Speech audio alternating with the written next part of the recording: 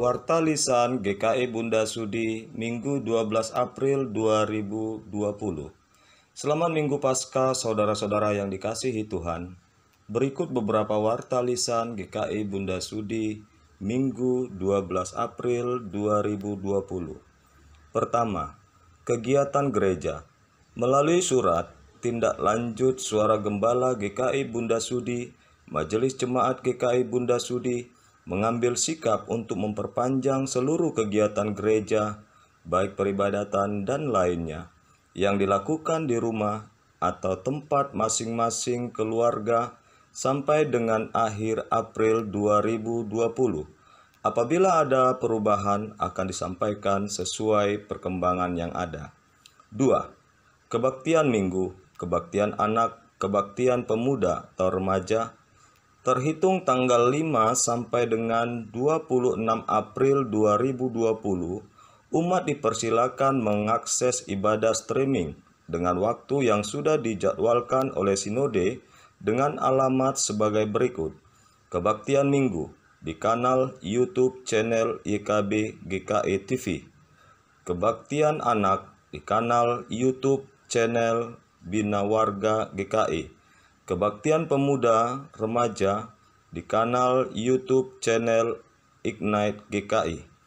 Majelis Bidang Persekutuan akan memberikan tautan ibadah streaming sebagai pengingat seluruh umat melalui WA Group yang ada di Bunda Sudi. 3. Berita duka cita. Telah kembali ke rumah Bapa di sorga. Yang pertama, almarhum Bapak Penny Halim, suami dari Ibu Oe Giok Swan, opa dari saudara Niki Lim, Brian Lim, Catherine Lim, wilayah 1, pada hari Senin 6 April 2020 pukul 00.30 WIB di Batam. Tutup usia 63 tahun. Dimakamkan pada hari Selasa 7 April 2020 pukul 11.00 WIB di Setamiang, Batam. Yang kedua, almarhum Ibu Rauli Borusiahan atau Opung David Napitupulu, ibunda dari Bapak Jansen Juanda P. Napitupulu, atau ibu mertua dari Ibu Eva Anggreni Lumban Gaul, wilayah 4. Pada hari Kamis 9 April 2020 pukul 10.30 WIB di Medan. Tutup usia 75 tahun. Dimakamkan pada hari Jumat 10 April 2020 pukul 13.00 WIB di Parparean, Porsea, Toba, Sumatera Utara. Majelis dan segenap jemaat turut menyampaikan duka cita. Kiranya Tuhan memberikan kekuatan dan penghiburan bagi keluarga besar. Berharga di mata Tuhan kematian semua orang yang dikasihinya. Mazmur 116 ayat 15. Warta keempat, warta kelas Bina Pranika. Kelas Bina Pranika akan dilaksanakan pada hari tanggal Selasa 14 April 2020. Waktu pukul 19.30 WIB. Materi kedua tentang kesehatan dipimpin oleh Dr. Devi Serevina. Kelas katekisasi dewasa dan pranika menggunakan sistem online dengan aplikasi Zoom. ID meeting akan diinfokan di grup atau dapat menghubungi Penatua Ika Sibero dengan nomor HP 0857 6372 1927. 5. Kepedulian penanganan penyebaran COVID-19. Sebagai wujud kepedulian bersama dalam penanganan penyebaran COVID-19 di Kota Batam, Komisi Kesaksian dan Pelayanan mengajak anggota jemaat dan simpatisan yang rindu berbagi kasih dapat mendukung dalam bentuk dana maupun barang. Bantuan yang diberikan dapat berupa kebutuhan bahan pangan atau sembako dan alat-alat kesehatan seperti masker, hand sanitizer, dan lain-lain, ataupun dalam bentuk dukungan dana yang dapat ditransfer ke rekening Bank BCA. Yang pertama atas nama GKI Bunda Sudi 0615005555. Yang kedua atas nama GKI Bajem Batu Aji 0615115555. 3.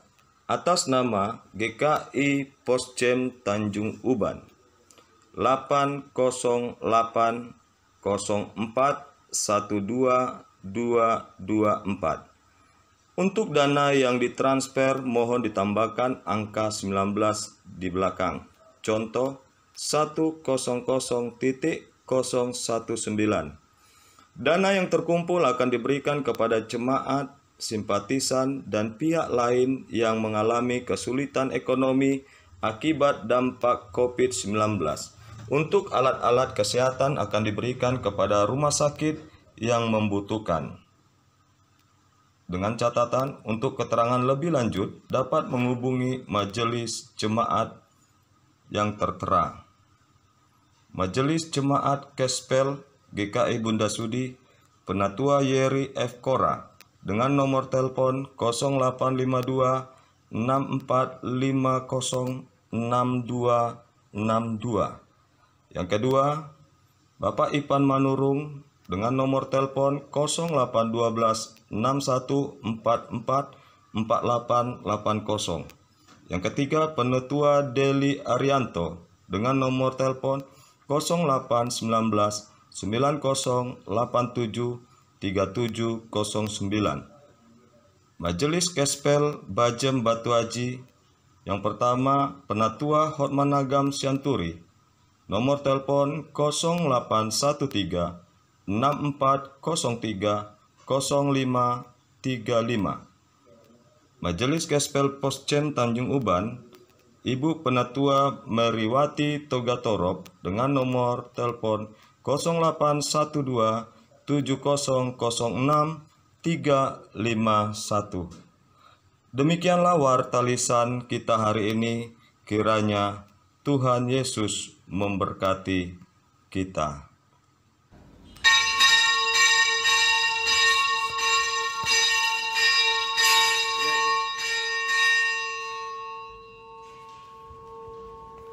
Selamat Paskah saudara-saudaraku yang dikasihi Tuhan Yesus Kristus, yang mengasihi Tuhan Yesus dan juga yang saya kasihi.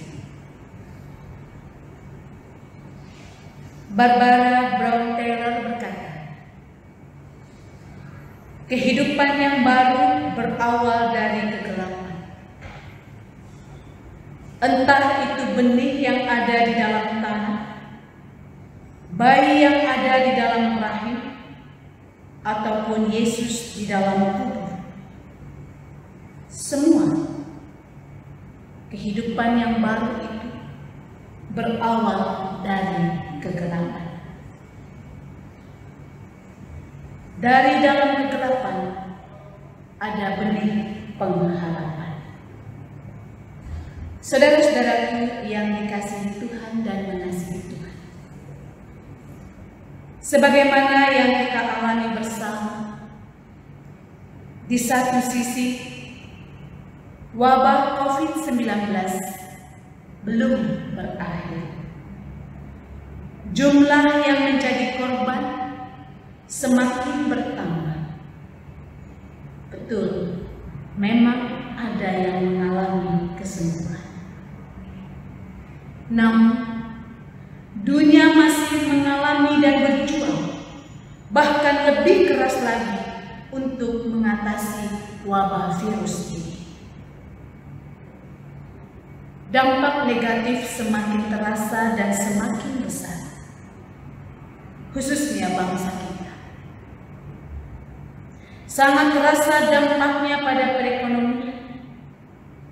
Semakin banyak yang mengalami kesulitan untuk dapat memenuhi bahan pangan pokok. Semakin terasa dampak tidak nyaman, tinggal di rumah saja. anak-anak sudah menjadi duri. Bahkan ada di antara mereka yang sampai menangis sebagai bentuk protesnya atas keadaannya di rumah saja. Sudah memasuki minggu ketiga. Namun saudaraku, di sisi lain, hari ini kita memperingati dan merayakan Paskah, kebangkitan dan hidup Tuhan Yesus. Melalui masa Paskah ini kita mengenang, memperingati dan merayakan karya keselamatan yang dikerjakan Kristus bagi kita dan bagi dunia ini. Paskah kita hayati sebagai karya keselamatan yang dikerjakan oleh Kristus di atas kayu salib. Ia mati dan bangkit dari antara orang mati pada hari ketiga untuk memberikan kehidupan dan pengharapan yang baru bagi saudara, bagi saya, dan bagi dunia ini. Injil Yohanes 3 ayat 16-17 berkata, "Karena begitu besar kasih Allah akan dunia ini, sehingga Ia telah mengaruniakan anaknya yang tunggal, supaya setiap orang yang percaya kepadanya tidak binasa, melainkan beroleh hidup yang kekal. Sebab Allah mengutus anaknya ke dalam dunia, bukan untuk menghakimi dunia, melainkan untuk menyelamatkannya oleh Dia." Karena itu, saudara-saudara, kita dipanggil untuk terus menghargai dan menjaga kehidupan yang Tuhan beri dengan tetap melakukan social distancing atau physical distancing, menaati segala ketetapan yang dibuat oleh WHO dan pemerintah kita. Dan kita juga menyatakan kepedulian kita pada sesama, saling menopang, saling menguatkan, dan saling membantu. Dengan demikian, kita menerima dan menapaki jalan Kristus itu. Sebab firman Tuhan berkata dalam Roma 3 ayat 25, "Kristus Yesus telah ditentukan Allah menjadi jalan pendamaian karena iman dalam darahnya. Hal ini dibuatnya untuk menunjukkan keadilannya, karena Ia telah membiarkan dosa-dosa yang telah terjadi dahulu pada masa kesabarannya." Saudaraku yang dikasihi Tuhan, Kristus telah selesai dan menang menebus dosa kita dari kuasa maut. Karenanya kita saat ini hidup dan akan mengalami kehidupan yang kekal. Untuk itu, mari kita lanjutkan kehidupan ini bersama-sama dengan Tuhan Yesus Kristus yang telah bangkit dan hidup. Jemaat yang dikasihi Tuhan, kita lanjutkan dengan kita bersama-sama beribadah, memperingati dan merayakan hari kebangkitan Tuhan Yesus melalui ibadah yang telah dipersiapkan oleh Sinode Wilayah Jawa Barat melalui Yayasan Komunikasi Bersama. Selamat beribadah. Tuhan